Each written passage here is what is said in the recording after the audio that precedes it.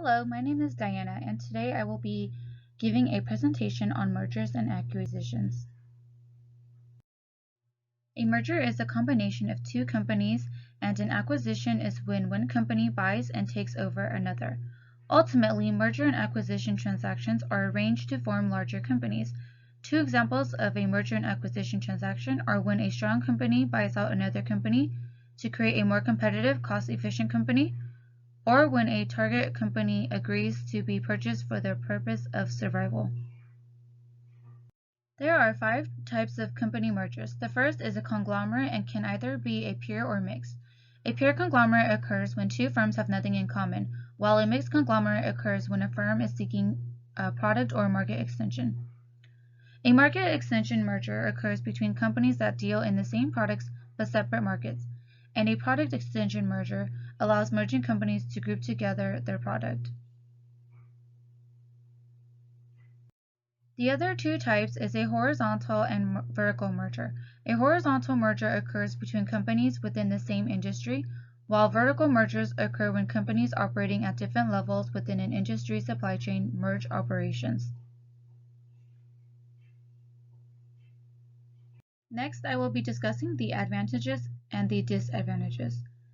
When merging, companies hope to achieve synergy through the following: staff reduction, economies of scale, acquiring new technologies, and improving market reach and visibility. The disadvantages and are the possible loss of experienced employees, a cultural clash between merging companies, and retaliation from the current employees. Staff reduction and economies of scale are both a disadvantage for the workers and consumers because of the loss in job and the possible price increase for that product. One of the largest merger and acquisition transactions to date is also one of the largest corporate inversions to date.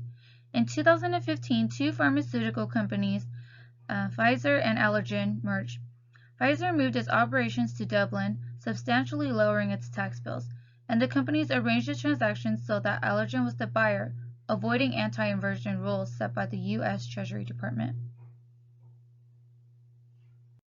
Cross-border merger and acquisition.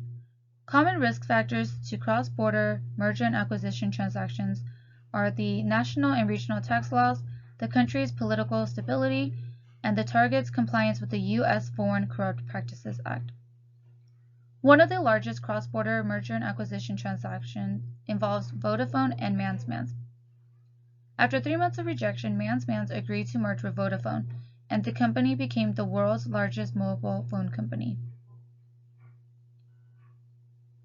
Vodafone made it twice as the top 5 biggest deals of all time when it sold its position as the joint venture partner to Verizon Communications in 2015. Today, Verizon Wireless is the largest wireless carrier. One failed merger and acquisition transaction happened in 2000 with AOL and Time Warner. This deal is the 5th biggest merger and acquisition transaction of all time and is actually known as the worst. Months after the transaction, the dot-com bubble burst and the economy was not performing well.